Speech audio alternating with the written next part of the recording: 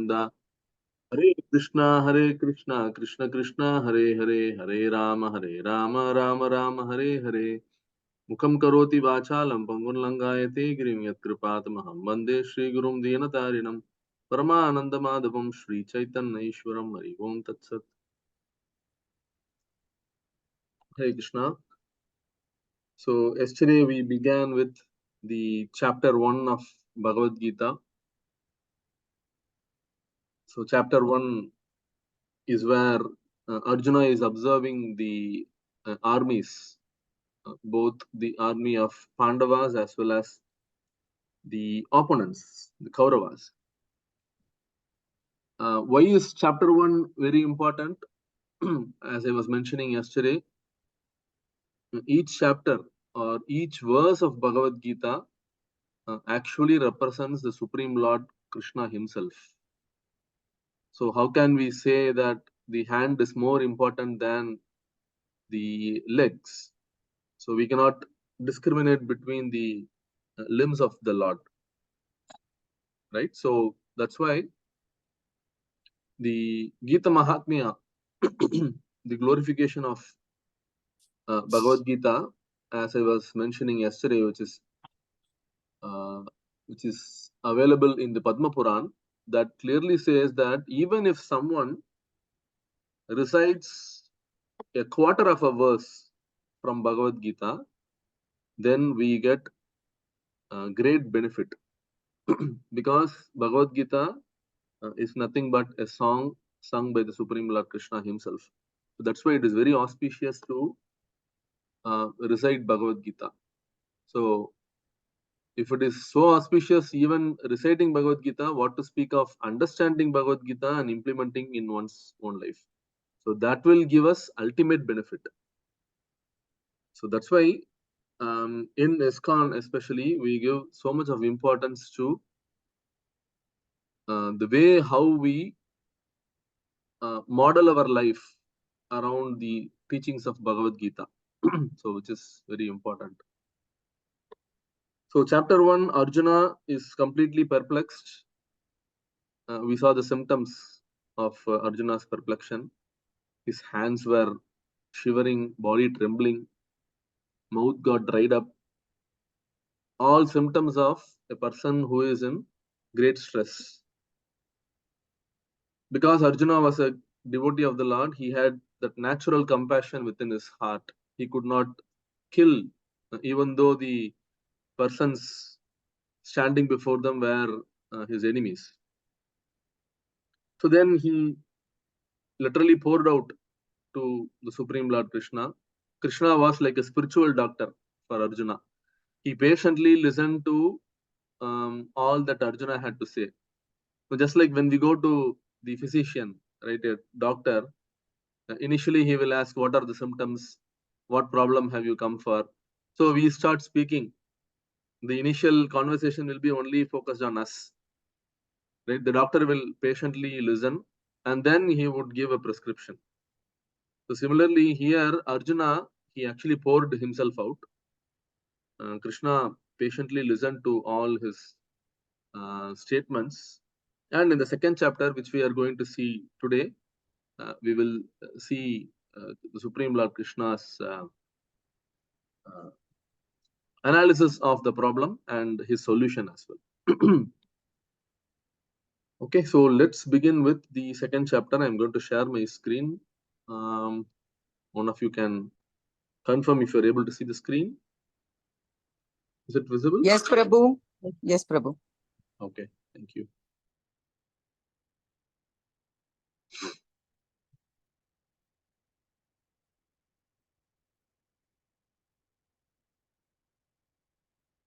Okay.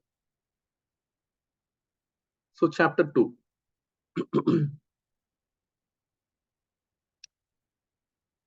So what is it that we are going to see? So these are the contents of the second chapter. Even in ISKCON, so there are various exalted scholars who have published many books around the summary of Gita. So they call it as Gita Subodhini. So there are Gita Subodhini available from various devotees. So these are some of the topics that got discussed in the second chapter. If you look into a different Subodhini, probably their analysis and explanation of the second chapter could be slightly different. But in essence, what we are seeing here is what was spoken by the Supreme Lord in the second chapter. Right? So the initial 10 slokas, again, Arjuna is continuing his confusion. So initially he placed a lot of arguments. If you recall from the yesterday's session, he basically placed 4 arguments. Anyone remember those 4 arguments that Arjuna placed before Krishna?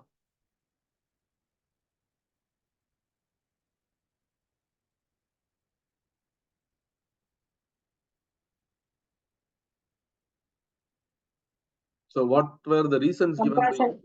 Compassion for friendship and relatives. Excellent. Number 1. No enjoyment even if victorious, that's what he says. Okay. There is no enjoyment. Fear of sinful reactions.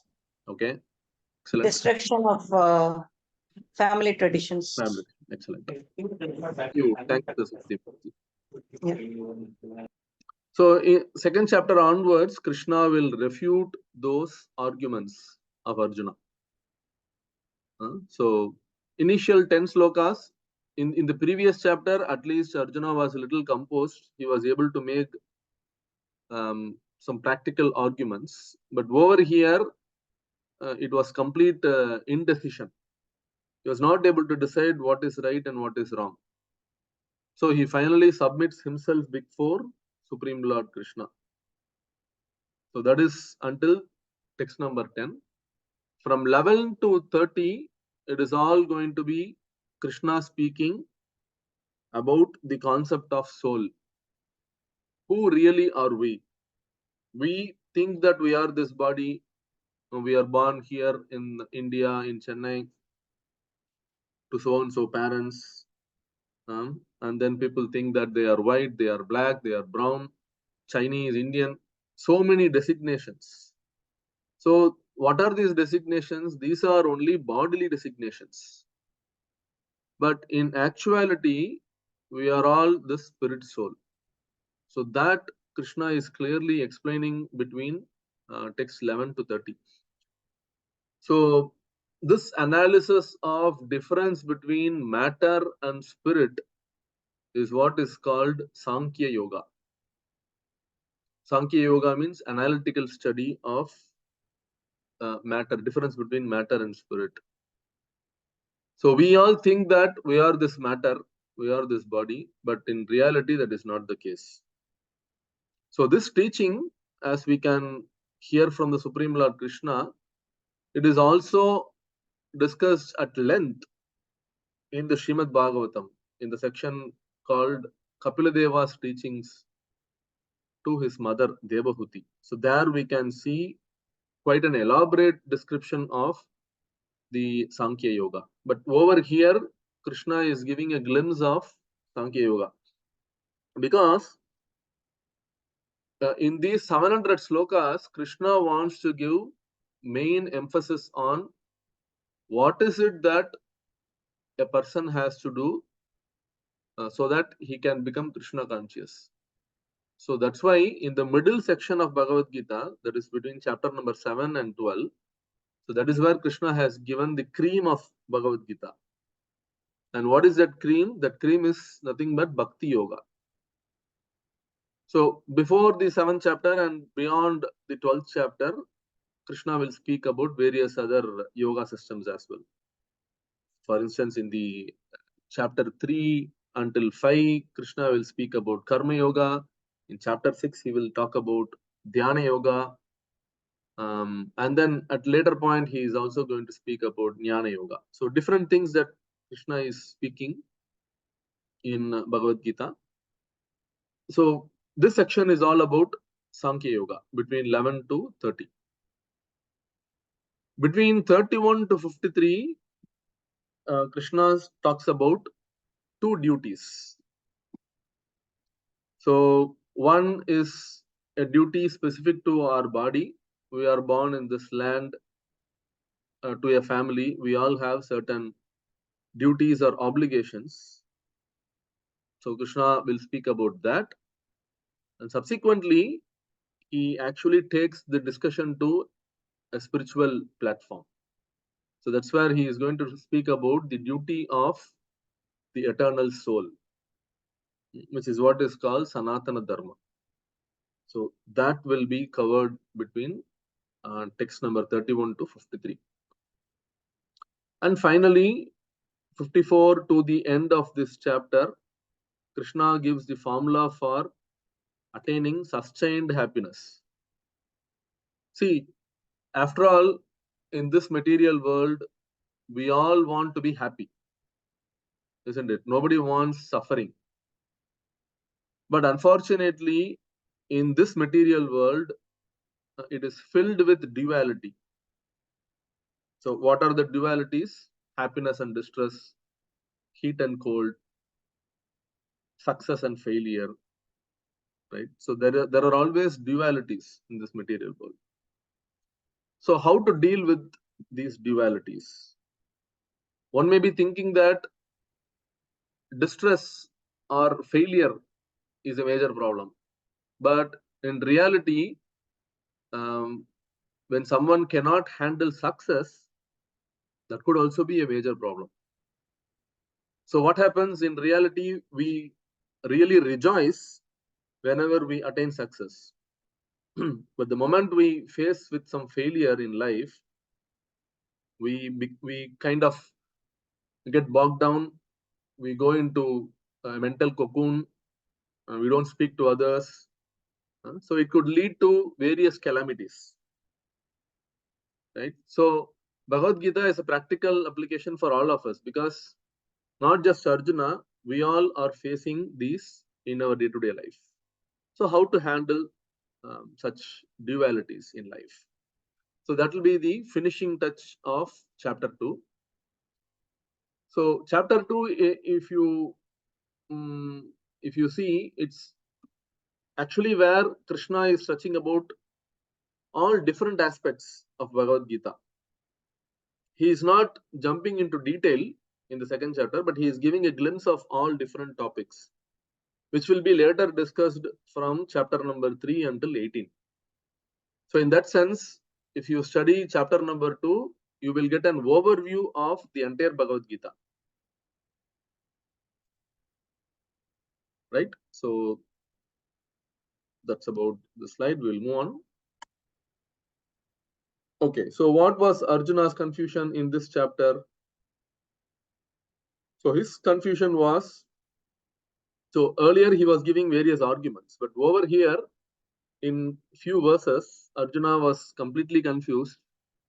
He was asking whether he should follow his prescribed duty or not, which is better, whether to fight and win, or I can withdraw from this battle and rather lose the kingdom. What would be better for me? So I don't mind even to live by begging. I don't want this kingdom at all. So Arjuna was in that situation, actually.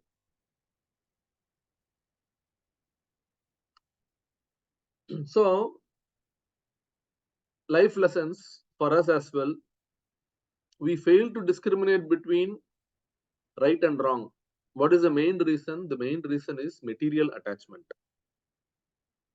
We are all completely attached to our own body and to people related to this body, isn't it? So it could be our kinsmen, our friends, our colleagues, whomever we have close relationship with. So we are completely bound up in that attachment, and at times, or rather most of the times, we are not able to discriminate between what is right and what is wrong. So we don't know whether I should be doing this activity or shouldn't I be doing this activity, what is right, what is wrong.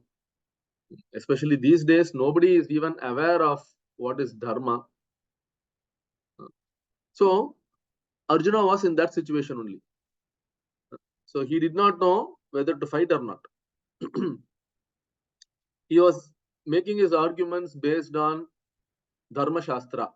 Dharma Shastra gives a blanket statement saying one should not kill anyone. So that is a blanket statement. So Arjuna was holding on to that statement and saying, why should I kill people? What is it that I am going to achieve out of this? Right.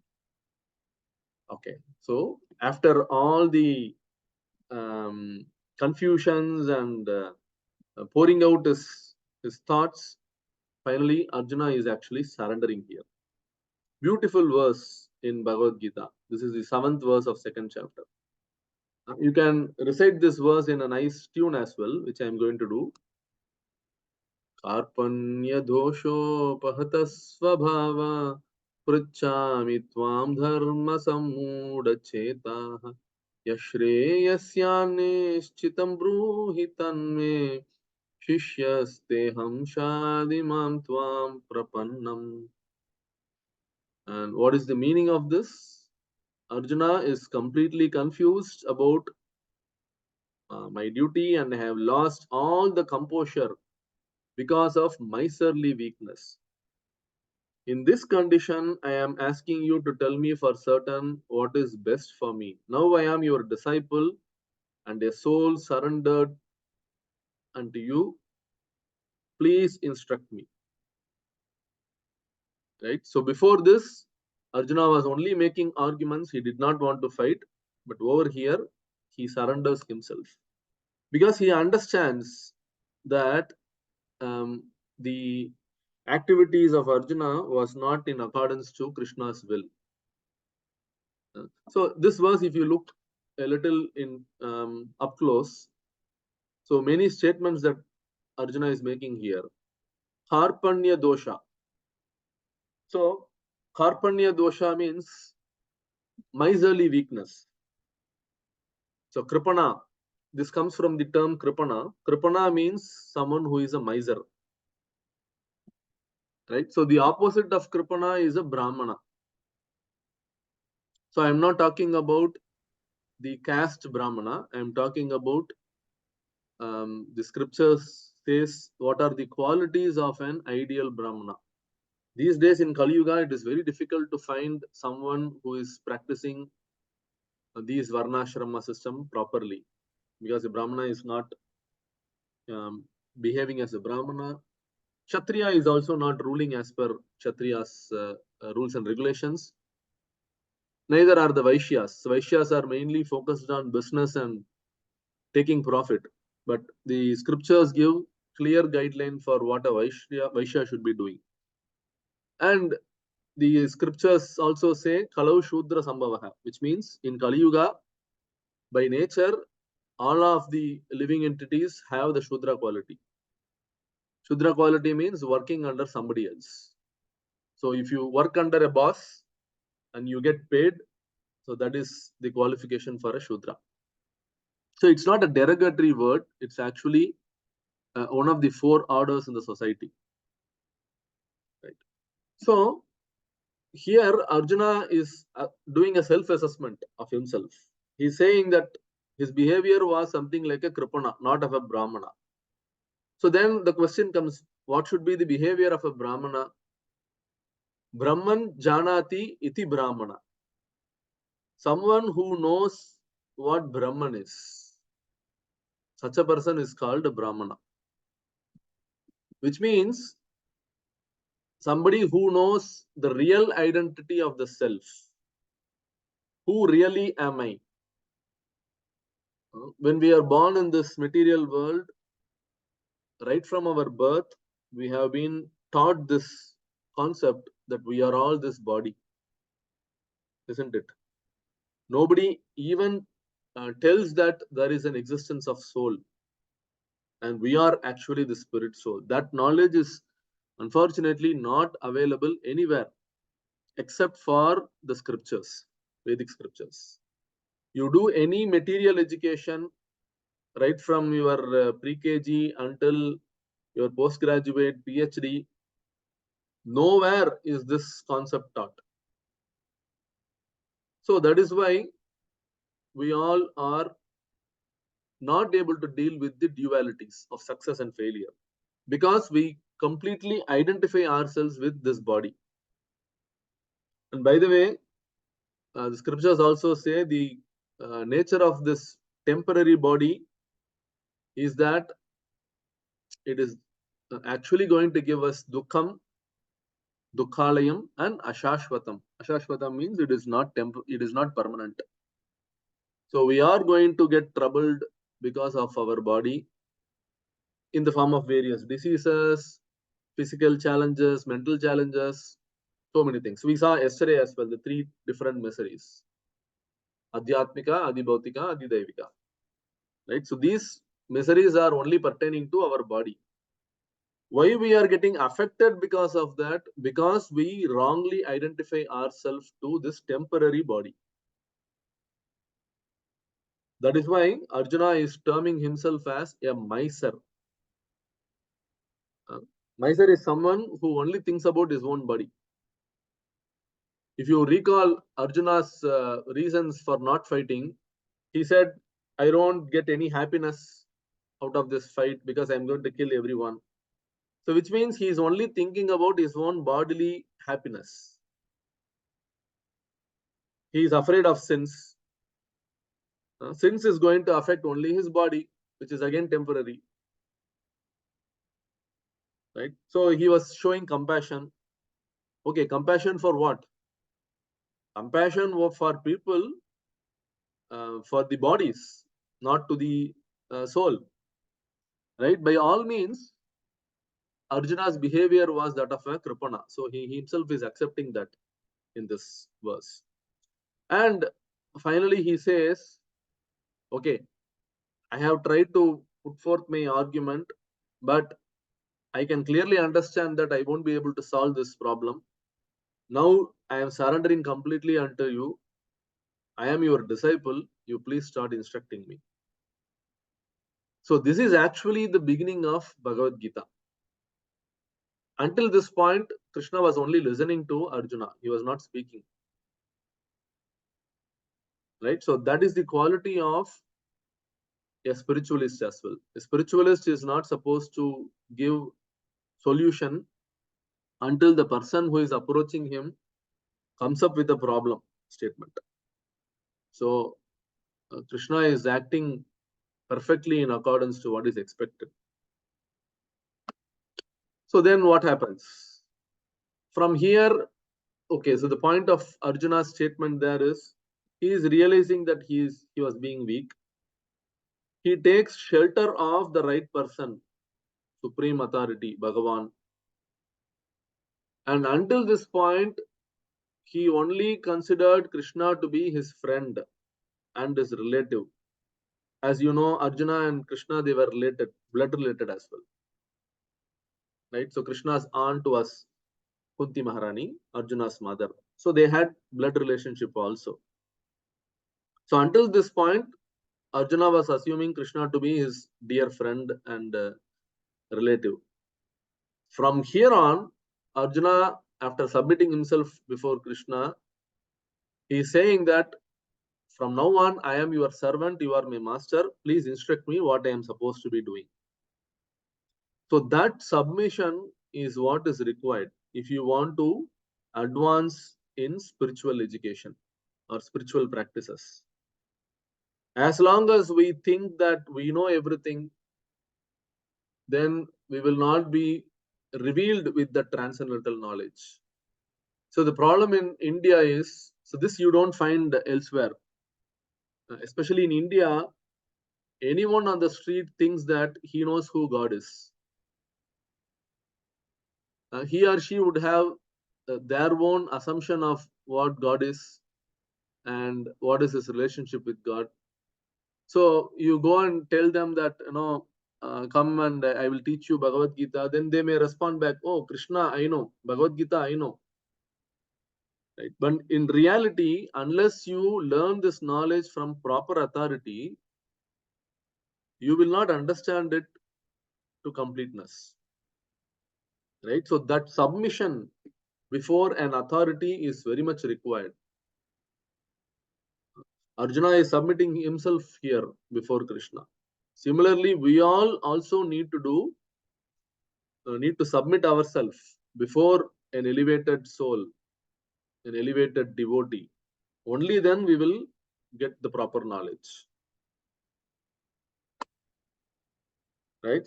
So why Krishna? Because he is the supreme source of everything that exists. So this is clearly stated in many of the Vedic scriptures, many of the Upanishads, Puranas. Everywhere you can find the statement that how the Supreme Lord is none other than Lord Krishna. He is the supreme proprietor.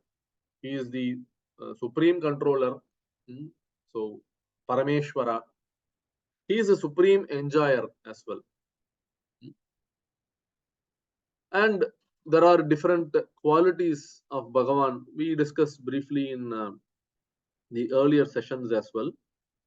So Bhagavan, the word Bhagavan is someone who possesses all the 6 qualities to completeness.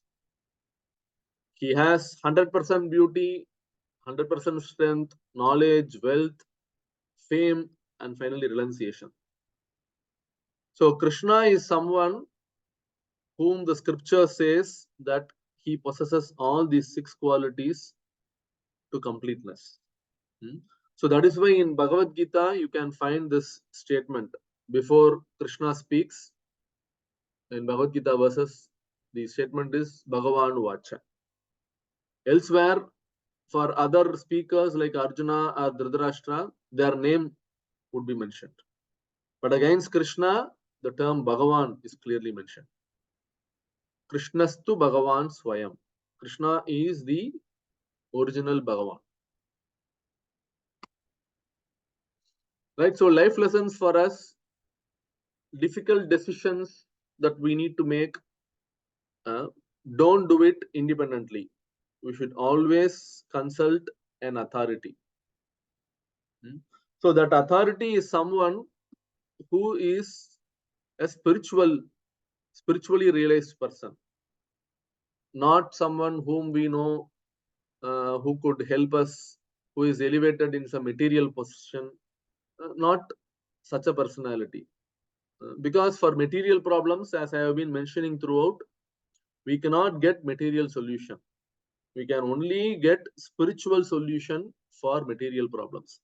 So that's why we need to consult a spiritual authority.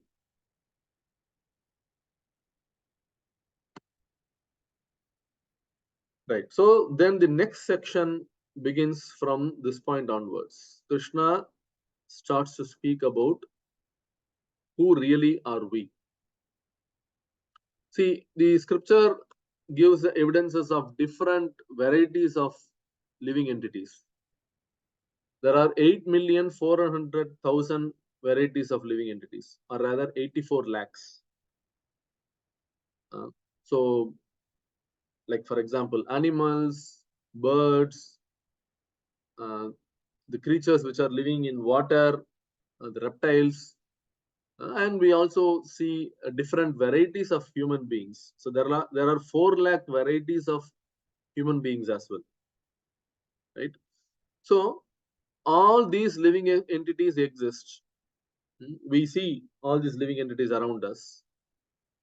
Who really are we? Are we this body or something else? So that's where this famous verse, Bhagavad Gita, 13th verse of 2nd chapter, it is very significant. What is this verse? Dehinosminyata dehe kaumaram yauvanam jara tata dehantara praptir dhirastatra namuhyati. Very important verse. As the embodied soul continuously passes in this body, from boyhood to youth to old age, the soul similarly passes into another body at death. A sober person is not bewildered by such a change. Right? So this embodied soul, we are all this spirit soul, we are not this body. We pass through from different stage of life, from boyhood to youth to old age. I mean, we can clearly see all of us have our own albums, right? Photo album. So when we look at our childhood photos, especially when I show it to my daughter, she will not be able to identify who really am I. Then I will find it with little difficulty because it's been long time since I saw my own photo in the album. So with some difficulty, I would be able to spot out amidst all my other relatives. Oh, this is where I am standing.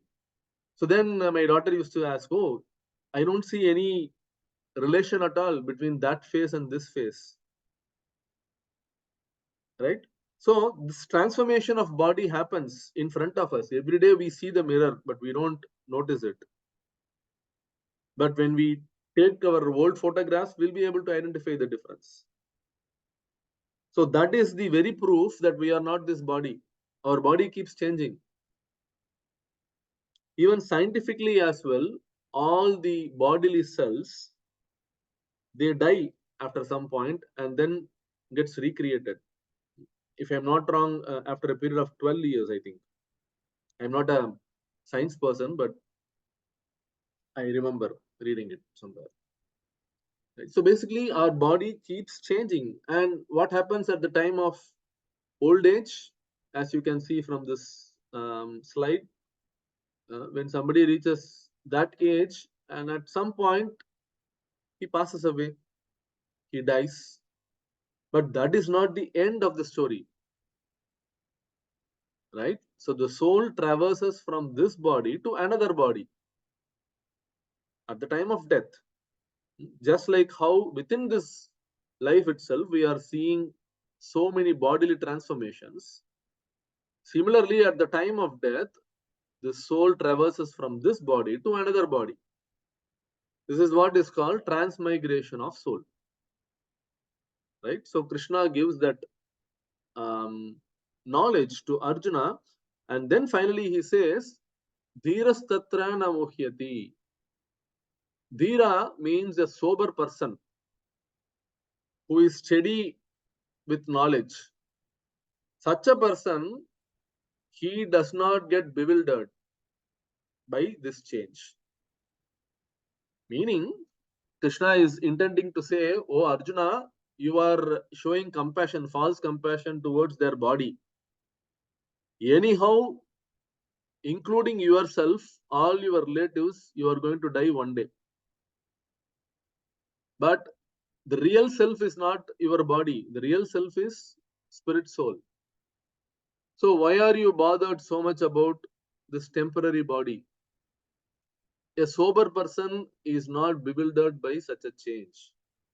So this is the basis of spiritual knowledge. Atmanyan, self-realization. We have these terminologies. Who really are we? So this verse and subsequently as well, Krishna is going to talk about the characteristics of a soul. Again, in the 20th verse, in the second chapter, Krishna is saying, the soul doesn't have birth or death at any time. He has not come into being, does not come into being, and will not come into being. He is unborn, eternal, ever existing, and primeval. He is not slain when the body is slain, which means the soul does not perish. You cannot kill a soul. Only body can be killed. Soul is eternal. So there is a term called Sat. Sat refers to something which is eternal, which is going to live forever. The body is Asat. Asat means something which is not permanent, which is temporary. Right? So you can compare this to a house in which we live in. Right? We all say that this is my so-and-so permanent address. I have been living here for so many years. Right? So in any of the application form, you can see permanent address and present address. Right? So we all proudly say, okay, I own this house or apartment, and that is my permanent address. What is so permanent about that address? Yes, that place will be there, but will you be there forever? But we get so much attached to that temporary house in which we are going to only live for certain duration. We fail to understand that our permanent address is somewhere in the spiritual world. But unfortunately, we have come down from that place to this temporary place. So this is from verse number 20. And Krishna further goes on to say, what are the different characteristics of a soul? Nainam chindanti shastrani, nainam dahati pavakaha, na chainam kledayantyapo, na shochayati marutaha. So, what is it that Krishna is saying here? Nainam chindanti shastrani. Shastra means a weapon, right? You cannot cut the spirit soul with your weapon. Arjuna may be having his Gandiva. He may be having Brahmastra, Pashupatastra, so many astra, shastras. That can only kill the body, cannot kill the spirit soul. So that is Krishna's statement here. Nainam dahati pavakaha. So pavakaha means fire. You cannot burn soul in fire. Just like when somebody gets into a fire accident, right? The whole body gets burnt. We have seen in many instances. But the soul cannot be killed just by burning. So finally, when somebody dies, they take the body to the burial ground, and then they put the body in the electrical furnace, right? So these days, only the body will be demolished. The soul remains eternally. Nachainam kledayantyapo. Apo means water. You cannot moisten the soul by water. Just like you put your hand into a water, then the hand becomes wet. But that is not the case with the spirit soul. Finally, na shochayati marutaha. Marutaha means wind. When the wind blows, heavy wind blows, it does not damage the spirit soul. Nothing happens. Right? And what is the size of the spirit soul? That is also mentioned in the scriptures. You take hair, tip of the hair, and what is the dimension of that? Probably less than a millimeter, right? You divide that into 10,000 parts. Each part is actually the size of the spirit soul, right? So this information also we get from Bhagavad Gita and various scriptures.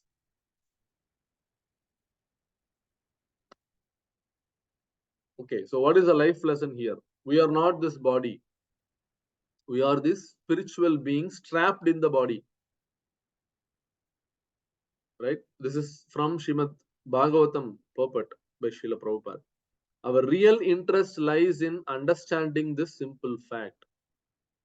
When we can understand this simple fact, then we will not be disturbed by the temporariness, the temporary nature of this material body. Whether it is our own body or the body of our near and dear ones.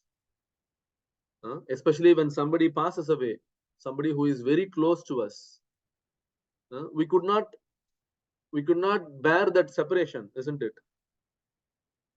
We completely go into depression. To come out of that situation, it takes us so much of time. Why? Because we are only worried about the body. So here Krishna is saying, O descendant of Bharata, he who dwells in the body can never be slain. Therefore, you need not grieve for any living being. You are foolishly saying that you will incur sin by killing your uncle and your grandfather, your cousins. So their destination is already predetermined. They are going to be killed. Why are you unnecessarily worried? Why are you grieving for something which is not permanent? right? So this is an important lesson for us as well.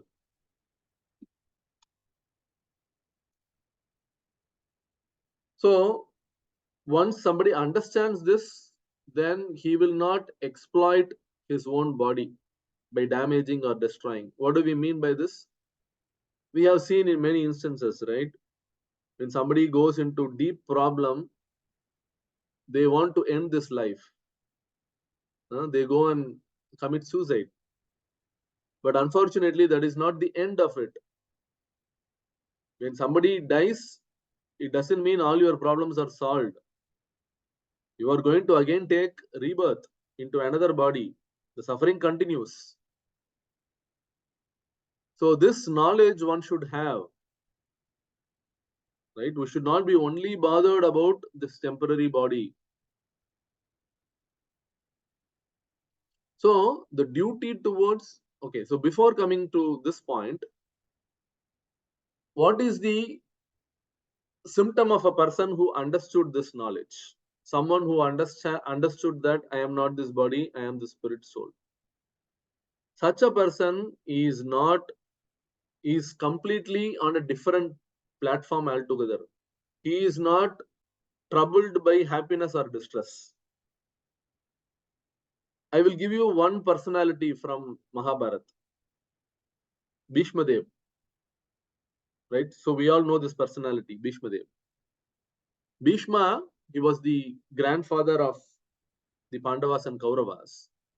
We know what happened towards the end. Bhishma Dev was hit by the arrows of Arjuna, and then he was lying on a arrow bed. So much of suffering, we may be thinking. But Bhishma was such an exalted devotee of Lord Krishna. Many of us don't know that. This we will know only when we study scriptures. There are 12 great personalities who are devotees of Lord Krishna. Bhishma is one among them. They are called Mahajans. Mahajan means great personality whom we all should follow. So why Bhishma was a Mahajan?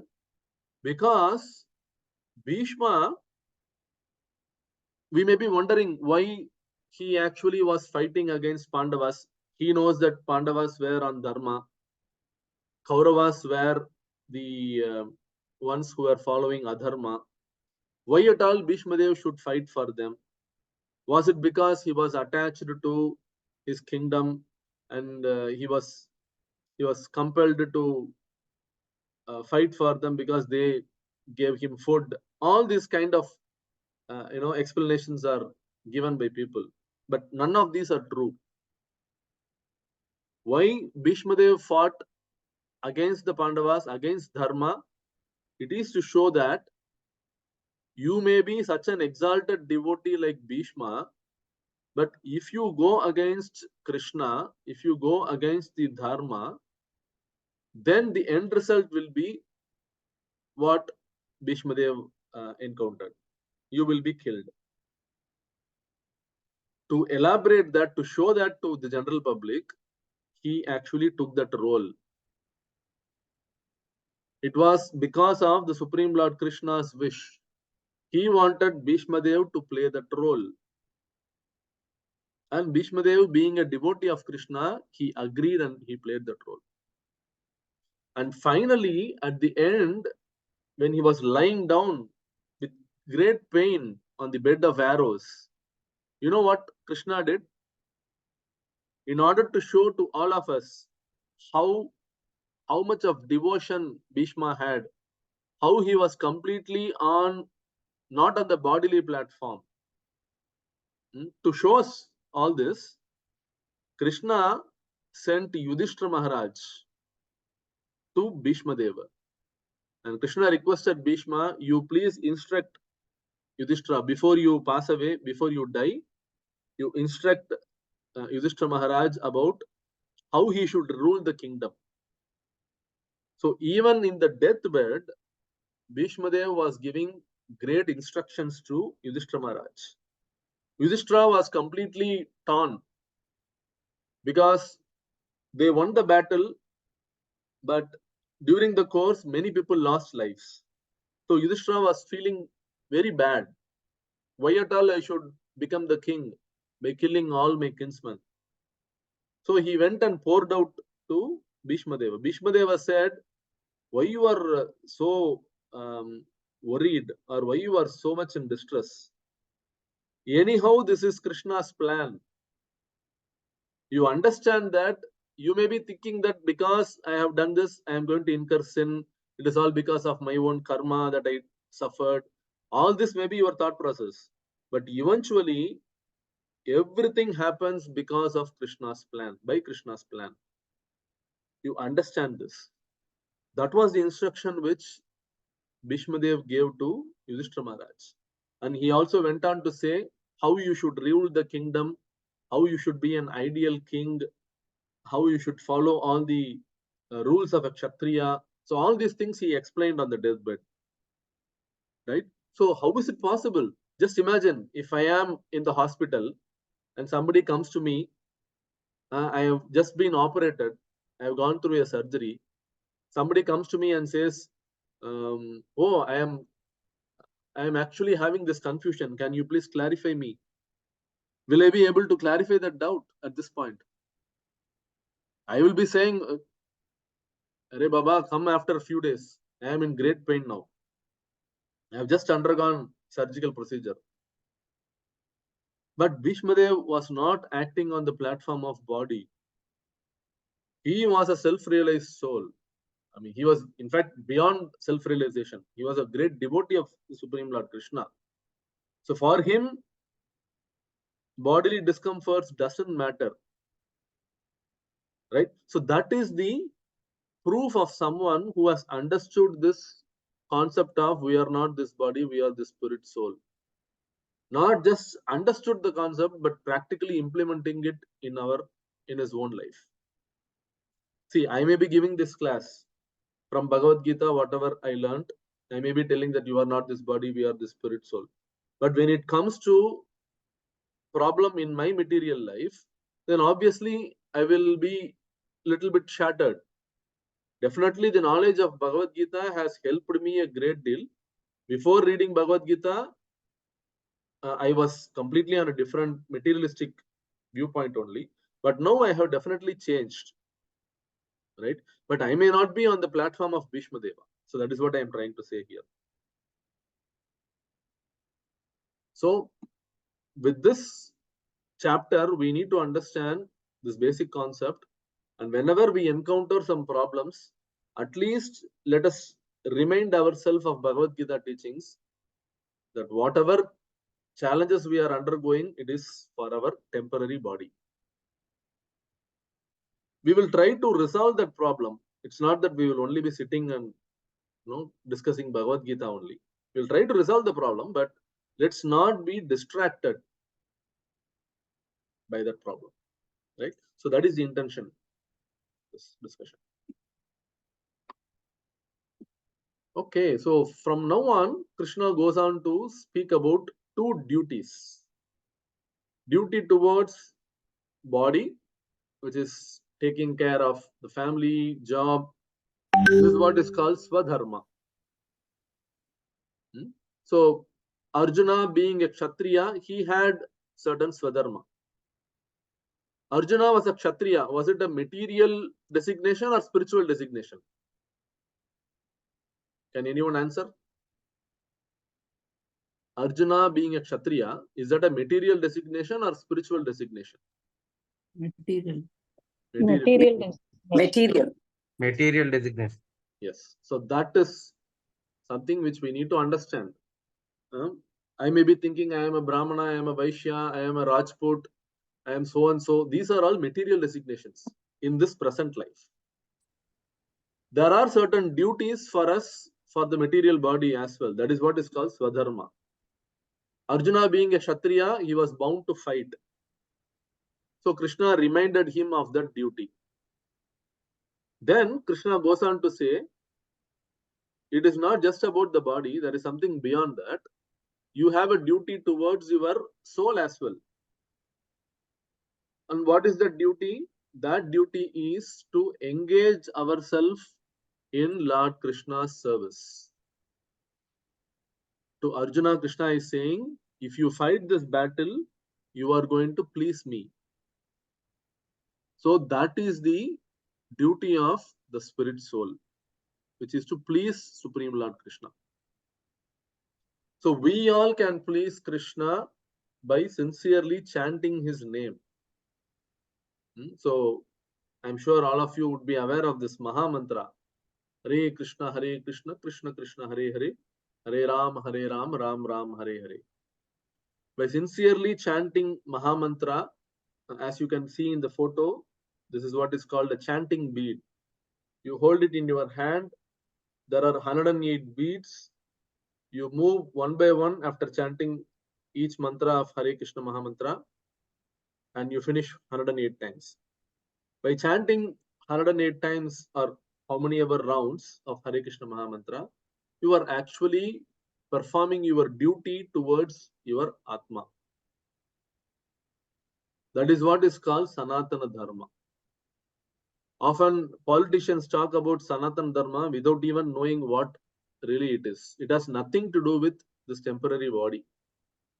Sanatana Dharma is eternal Dharma specific to the spirit soul.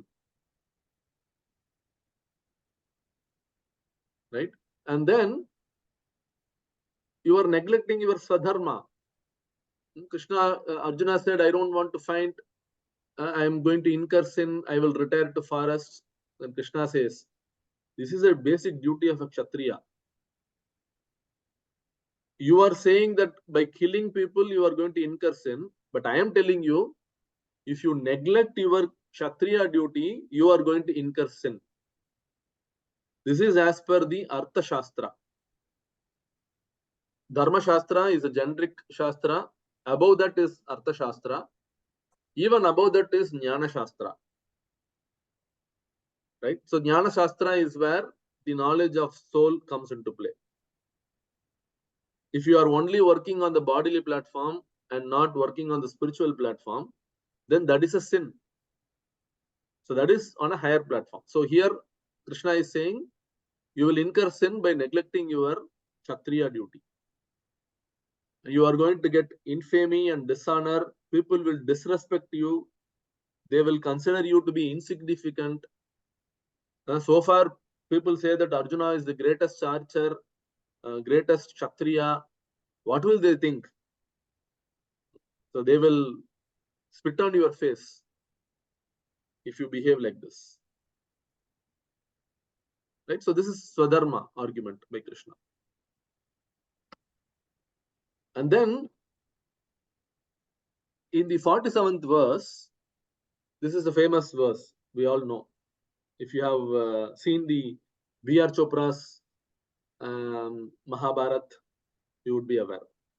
Karmanyevadikaraste ma phaleshu kadachana ma karma phalaheturbhur ma te sangosta karmani. You have a right to perform your prescribed duty, but you are not entitled to the fruits of action. Never consider yourself the cause of the results of your activities and never be attached to not doing your duty. Clearly saying Krishna. See, many of the people in India, especially when they hear certain portions of Bhagavad Gita, they think this is the ultimate instruction of Bhagavad Gita. Okay, Krishna is asking me to perform my duty. So I will perform my duty. Work is God. No, there are so many statements like that people make. Work is worship. Work is God. So that is not the ultimate statement of Bhagavad Gita. So this is one section where Krishna is saying, do your prescribed duty, but not get attached to the result of your action. And don't think that you are the cause of the result. Like for example, we all have worked or are working in some company, right? So like for example, I am working for a software company. Some may be working in a private firm, others may be taking care of their home, like for example, the housewives, right? So we all do certain activities. But we think that we are the cause of the result of that activity. I am working for 30 days and at the end of it, I am getting my salary. So because of my work, because of my hard work, I am actually getting this salary. No, that is not the case. Krishna is saying here, don't think that you are the cause of the result of your activity. Why we are able to get that salary? Because of Krishna's mercy. Many people in this country don't even have a job. How come that I got that wonderful job? Because of Krishna's mercy. Right? So if we have that understanding, then we will not be attached to the result of your activity. And in Arjuna's case, he did not want to perform his duty at all. So Krishna is saying, final statement, don't be attached, not doing your duty. Meaning you don't give stupid reasons and say, I will not do my duty. That is your swadharma. You perform your duty without getting attached to the result. Right? So this is from the 47th verse. And then, so this is the second aspect that Krishna is talking about here. Duty of the body and duty of the soul. Duty of the soul is to get engaged ourselves in serving the Supreme Lord Krishna. In the photo, you can see devotees chanting the holy name. Some kids are playing mridanga. They are singing some nice kirtans for the Lord. Some kid is, is actually doing some seva here by arranging flowers. Someone is reading Bhagavad Gita. Some people are dancing, chanting the holy name of the Lord. Somebody is worshipping the Lord, doing puja. So all these activities are activities of a spirit soul. Right? Unfortunately, we give so much of importance to our body that we fail to understand the real duty of our spirit soul. What is Krishna saying here? Neha vikramana shosti pratyavayo na vidyate swalpamapyasya dharmasya trayate mahato bhayat. If you engage even in little bit of that seva, that is what is called as that endeavor, there is no loss or diminution. And a little advancement on this path can protect one from the most dangerous type of fear. Very important statement here. We all are sitting here, subscribed ourselves for this Bhagavad Gita course, listening to the instruction of Bhagavad Gita for 1 hour. This is a little activity if you compare throughout our life, isn't it? Small endeavor from us. But this small endeavor from us is not forgotten by the Lord Krishna. He has kept a separate account for us. Okay, so and so person was listening to my instruction for 1 hour. So like that, Krishna will mark in his book. So that will save us from greatest type of fear. What is the greatest type of fear? The greatest type of fear, anybody can answer that. Any guess? What is the dangerous type of fear that Krishna is mentioning here? Death. Fear of death. Even beyond that. Beyond. Where we will go after death? Sorry? Where are we going after death? Right. You are close to the answer. Taking birth as a lower species. Taking birth as a lower species. Right. What will be our next birth? Right. So what will be our next birth? So we have got this valuable human form of life. Only in human form of life we can understand Bhagavad Gita and practice in life. What if in the next life I become a pig? I will only be eating stool, isn't it? In a drainage. So that fear will not happen. No need to fear at all. Even if you put little bit of effort, feed little bit of food for the soul, then Krishna will protect us from that greatest danger, right? So this is an emphatic statement which Krishna is making here. Prabhuji, can I please ask you one question? Um, Protect in which way, Prabhuji? sorry, Mataji. You said that Krishna will protect us if we are in this thing, in devotional service. But protect in which way? Can you please explain that? So, one second. So, protect one from the most dangerous type of fear. What is that fear? Fear of taking birth in a lower species of life. If you practice bhakti in this life, at least you will get a human body next life. But if you attain perfection, then you will go back to Krishna Loka. Even otherwise, it will not go for a waste. You will continue from where you have left in this life. That is what Yes, Krishna Prabhu. says. Yeah, yes, Prabhuji. Thank you. Thank you, Prabhuji. Hare Krishna. Hare Krishna. So, this example we have seen before in the earlier course as well. Now we take care of the cage of the bird. Bird is lying inside the cage. What if I keep on polishing the cage? One day the bird will die because you have not fed the bird. So you should open the cage and give some food for the bird, isn't it? So it's like not caring about the spirit soul, but only taking care of the body. So it is nothing but taking care of the cage of a bird.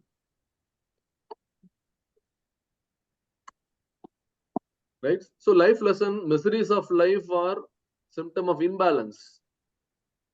We have not balanced between our material duty and spiritual duty. When you keep on doing your material duty and neglect your spiritual duty, neglect to serve the Supreme Lord Krishna, neglect to chant his holy name, then there is only misery in life. Right? People boast themselves that they are workaholics. They keep on working, especially in software firm. You will find people working for 15 hours, 18 hours continuously. They are so proud about it. But what is so proud about something which is temporary? Right? So you need to have that balance going through. You should also feed your spirit soul.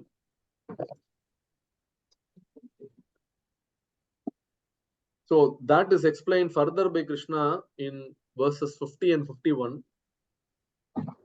A person who is engaged in devotional service not only rids himself of the good reaction, but also the bad reaction in this life. And by engaging devotional service, devotees free themselves from the results of work in material world. In this way, they become free from the cycle of birth and death. So if you want to attain, if you want to go beyond the cycle of birth and death, the birth and death is only applicable for the spirit soul. Body is going to die. Birth and death is applicable only for the material body. Spirit soul is going to traverse to the next body.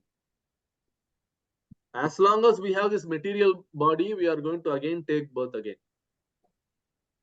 So if you want to stop that, then you need to engage in the activity of a spirit soul, which is nothing but to serve the Supreme Lord Krishna. Start following the instructions of Bhagavad Gita. Lead a life as prescribed by Bhagavad Gita. Only then you can avoid this repetitive cycle of birth and death. Right?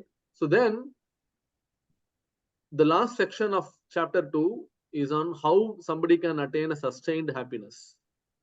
Sorry, I am extending a little bit today because this chapter is quite important. It is quite big as well, the chapter, 72 slokas. I will extend for another 5 more minutes. I am just taking your permission.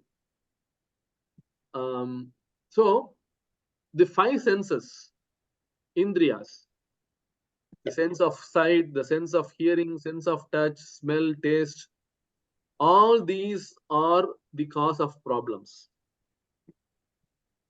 especially when it is not controlled.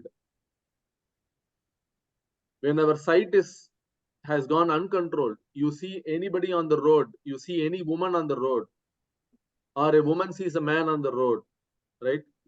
Automatically gets attracted, right? And then you completely fall into the material cycle of birth and death. Similarly, hearing. We all hear to so many unwanted things in life, right? So recently, with the conclusion of election, all of us were hearing only to the news about election. Who will win the election? These are unnecessary things, not really going to be of any use for the spirit soul. It is all going to end with this life. But we are so much keen to listen about all this. Sense of touch, right? When some man sees a woman, then he gets attracted because of the sense of touch. Smell, you smell a tasty food, say something which is not supposed to be consumed, non-vegetarian food, then you get attracted to it. And something which is tasting your tongue, right? So you start following the scriptures, but because your senses are so attracted towards the sense object, it is very difficult for us to control. And what is the solution Krishna is recommending here? You be like a tortoise. Tortoise, when it faces with an enemy, it closes all its organs. It goes inside the shell. So similarly, if you are a practicing spiritualist, you should be you should have practiced enough so that you are able to close your senses when it is not needed. When you sense that your sense is going away from your control, then you need to close behind your shell, which means what? Krishna is going to explain further, right? So this is what Krishna is explaining. What is the problem because of which we are not able to have sustained happiness? We start contemplating on the senses. By that, attachment develops, and from attachment, lust develops, and from lust, anger comes.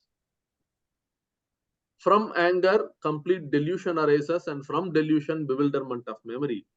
When memory is bewildered, intelligence is lost, and when intelligence is lost, one falls down again into this material pool.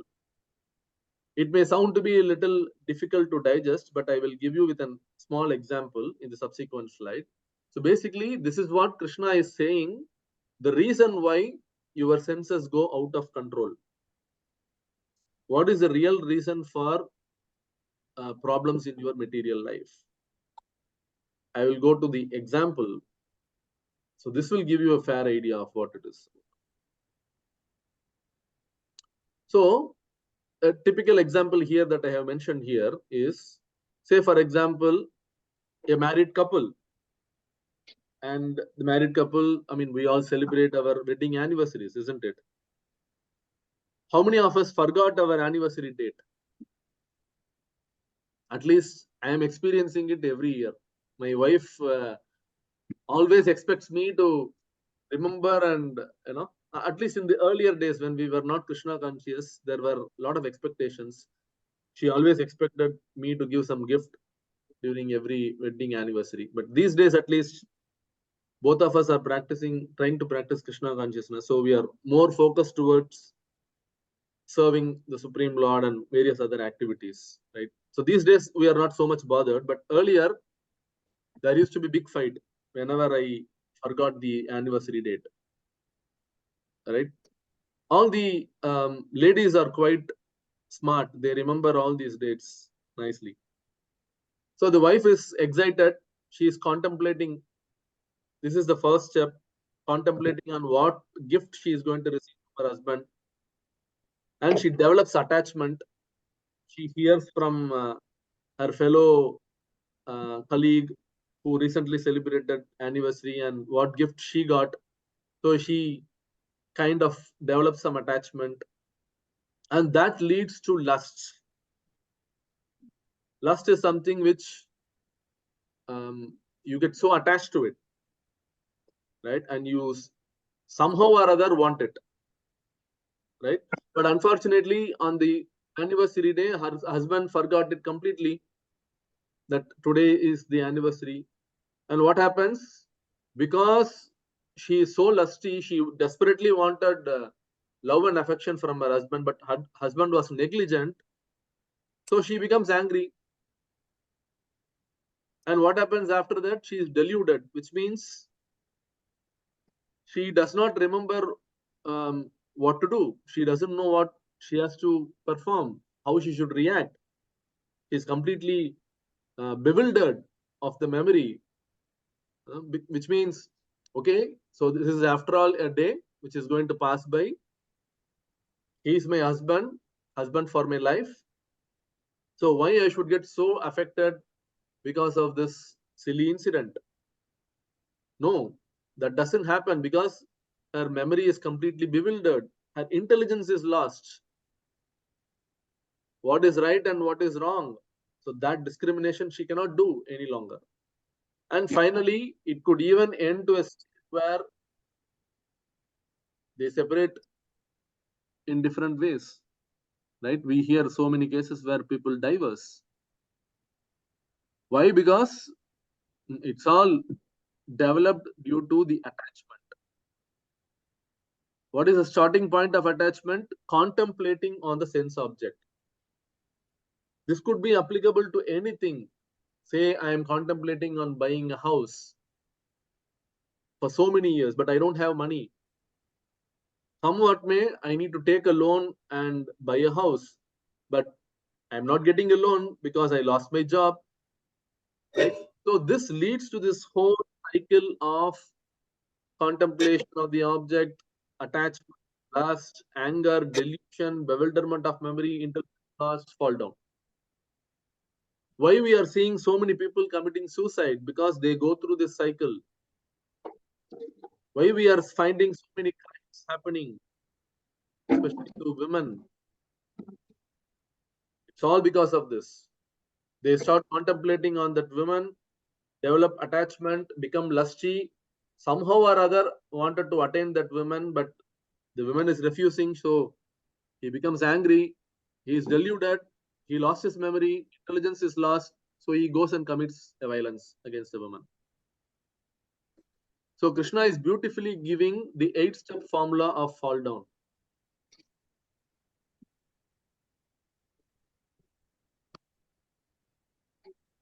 Right? So beware of damaging thoughts, because it could get converted into cruel plans. The moment the thought about a sense object comes to your mind, then forget it. You do away from that contemplation.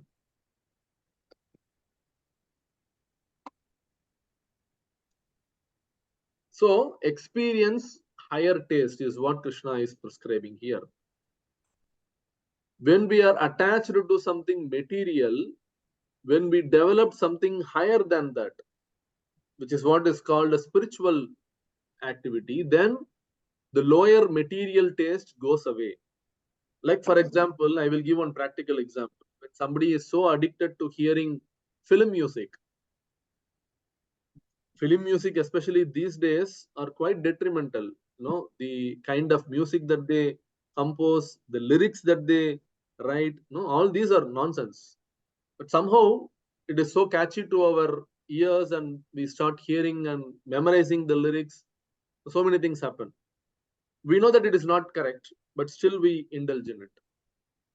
When we start getting the taste of something higher than that, like for example, when we start hearing to some Krishna bhajan, there are wonderful kirtans or bhajans that are available on YouTube. When you start listening to those, then you develop a higher taste. With that higher taste, you will be able to overcome the lower tastes.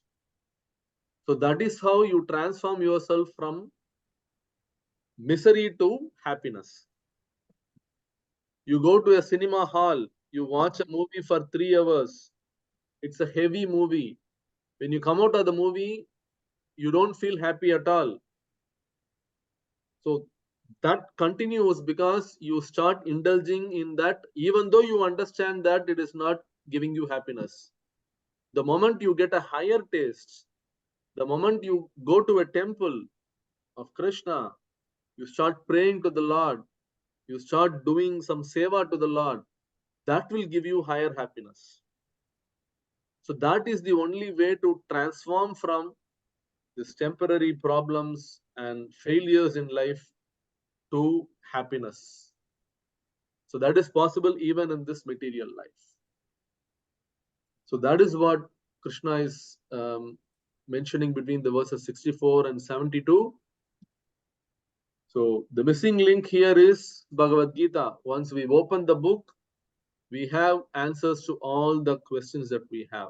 We are searching for happiness, feeling lonely, feeling restless, stressful. Bhagavad Gita has the answer. Especially the second chapter of Bhagavad Gita, when you read through these verses, translation and purport, you will get answers to all those questions. So with that, I will conclude today's session. So in essence, what we saw today, Arjuna submitted himself before Supreme Lord Krishna. All along, he was giving all wrong reasons not to fight. And then he submitted himself. He said, "You are my authority. You please instruct me." Then Krishna starts speaking about the difference between body and soul. Why you are bothered so much about this temporary body? We are all the spirit soul. You are thinking that you will incur sin by killing your kinsman. Your kinsmen are not their bodies. Anyhow, the soul never dies. So why you are bothered so much about your kinsman? And when Arjuna says that he is actually not going to get happiness out of killing, Krishna says, happiness you are talking about is only pertaining to your body, but you are not this body, you are the spirit soul.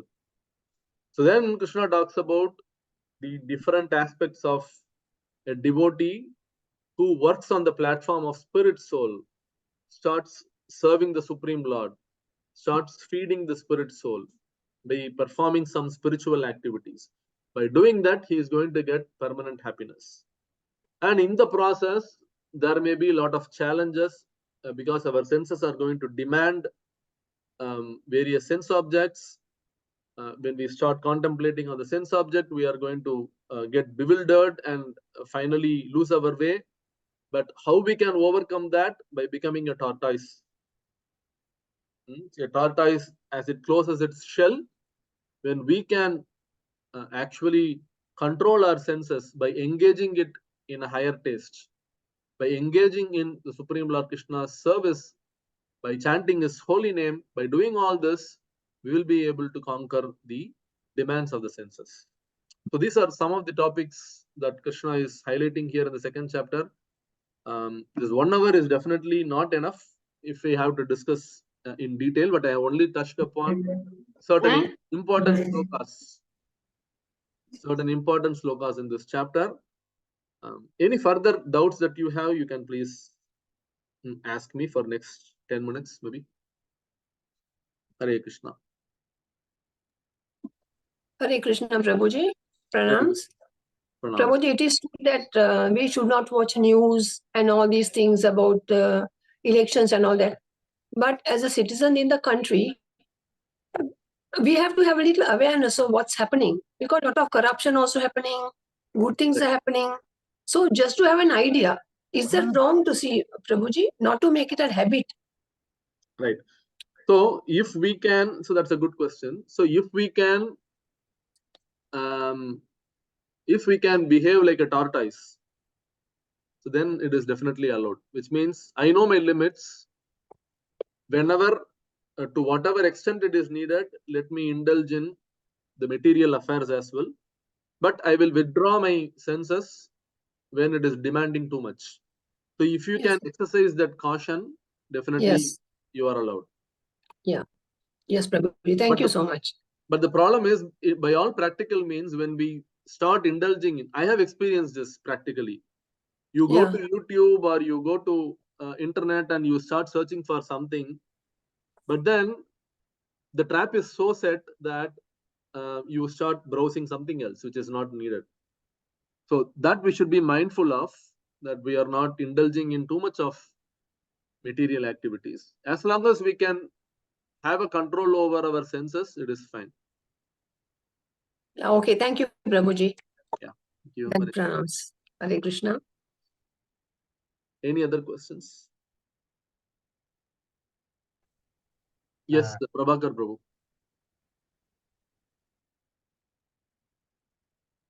Sorry, you are on mute, Prabhu.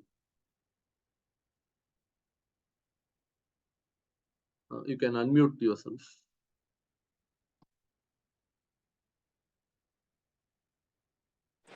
Is the sin attached to body only, not to the soul?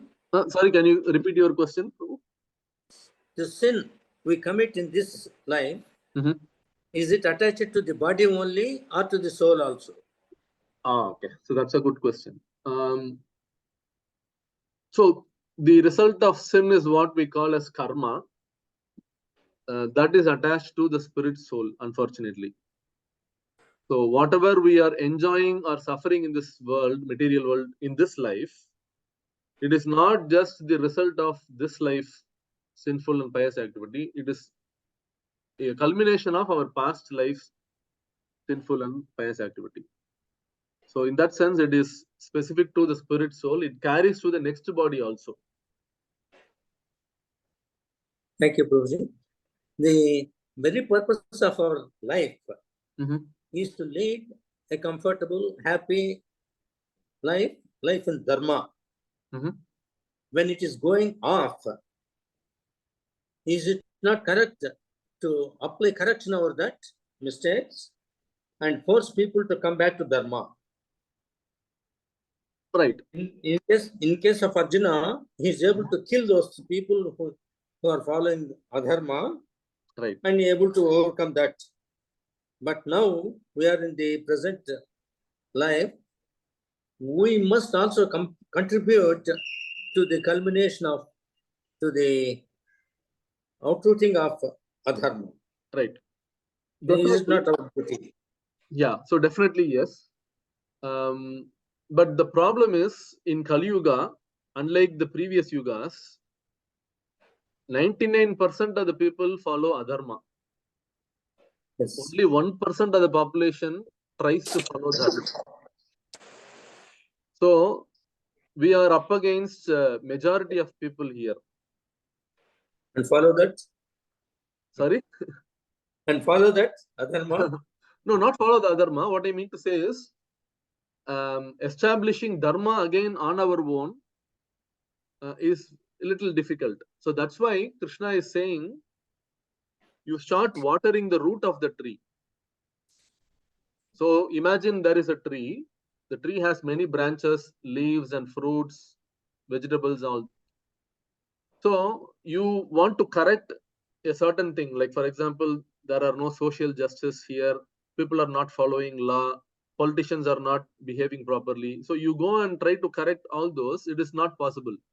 Rather, you fix the root of the tree. You pour water on the root of the tree. Automatically, all other branches and leaves and twigs and fruits of the tree becomes nourished. So the root of the tree is Krishna. So when you start serving Krishna, when you are pleasing Krishna, automatically everything else becomes right. So that is the secret which Krishna is saying. That used to be a small clue, but how effectively can we do it? Definitely. So when we study Bhagavad Gita in full, we will get some fair idea on how it has to be done. Thank you, Guruji. Thank you. Any other questions?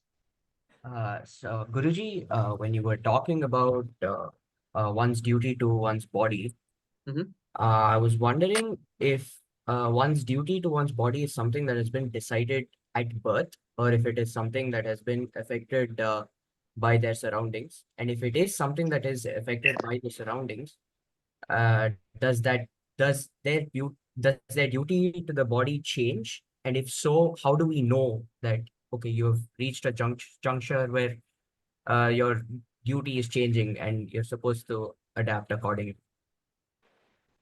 Right. I will give you one simple example. May I know your name?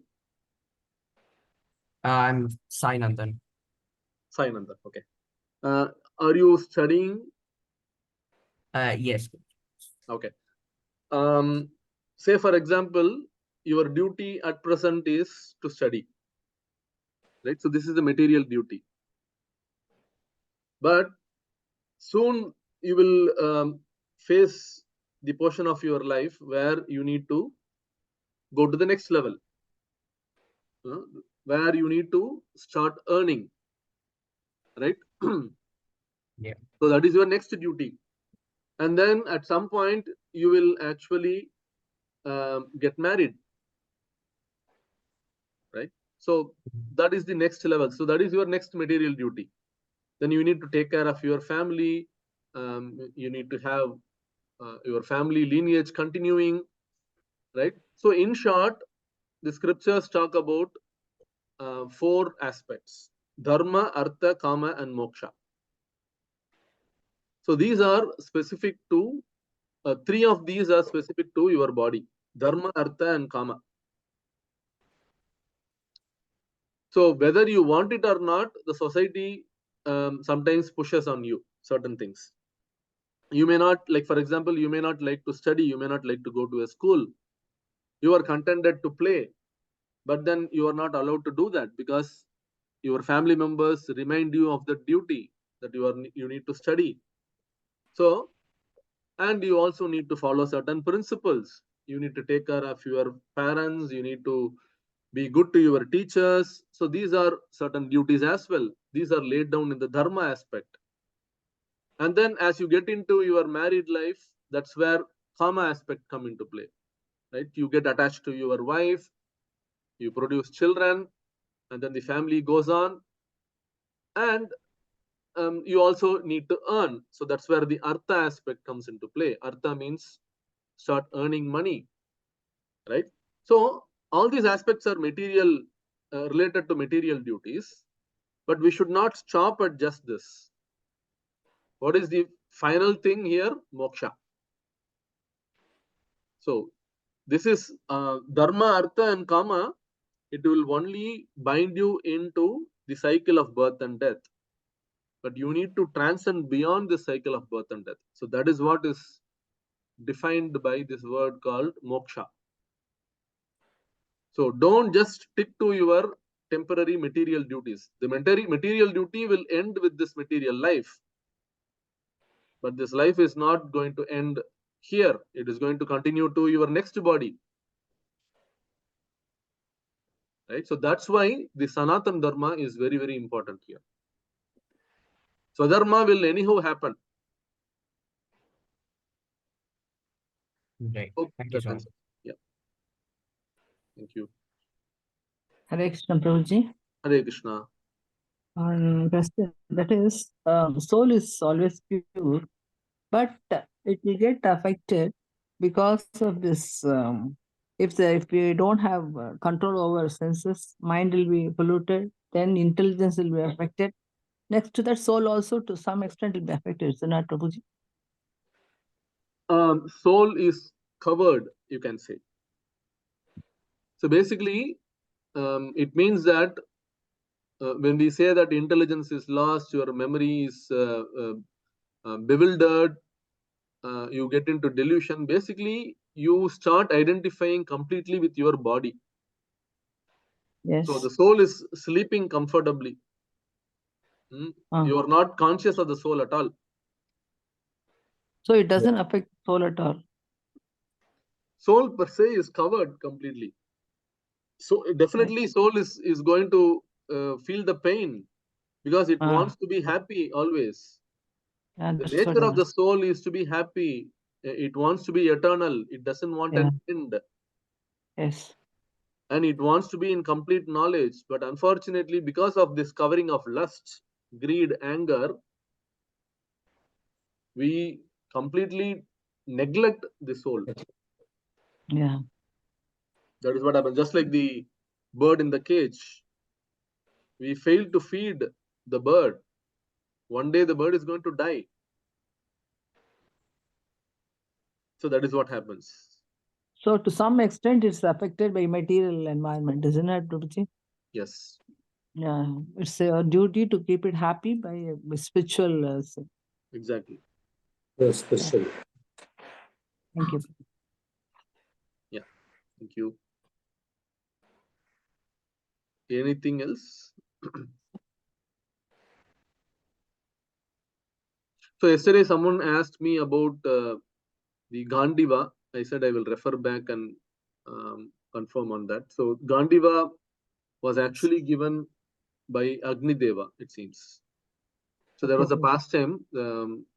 I mean, it was a long story. I read through that story.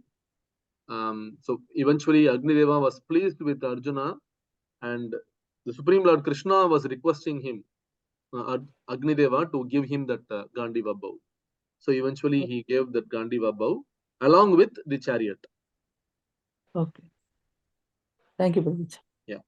And Kurukshetra, it was actually decided mutually by Pandavas and Kauravas.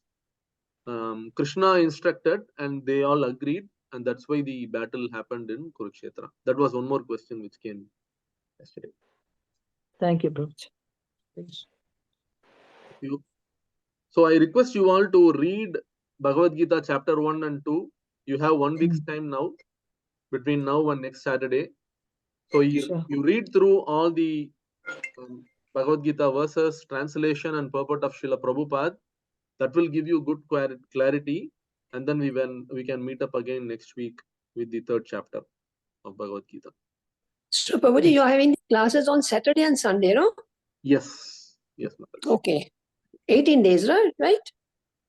18 days and 9 weeks. Yes. Okay. Okay, thank you, Prabhuji. Yeah. Okay, so I hope those are the questions. Any more questions? One last call. Prabhuji, I missed yesterday's class. Is there any way we can get the video or something? Yeah, I have posted the recording in YouTube, Mataji. You are there in the group, 18 days group? I have joined today. Okay, I got somebody sent me the link and I joined today. I will post that again in the group. Yeah. Okay. Thank you, Prabhuji. Yeah. Okay, so thank you all for joining and keeping me engaged in glorification of Krishna and Bhagavad Gita. Srila Prabhupada ki jai, Srimad Bhagavad Gita ki jai, Ananta Koti Vaishnava Vrinda ki jai. Thank you, Prabhuji. Very nice Hare Krishna, class. Prabhuji. Thank Have a you. nice Hare week Krishna. ahead to all of you. Hare Krishna. Yes, Prabhuji. We enjoyed the class. Thank you so much. Hare Krishna. Hare Thank you. Hare Krishna. Hare Krishna. Hare Krishna. Hare Krishna, Prabhuji. Hare Krishna.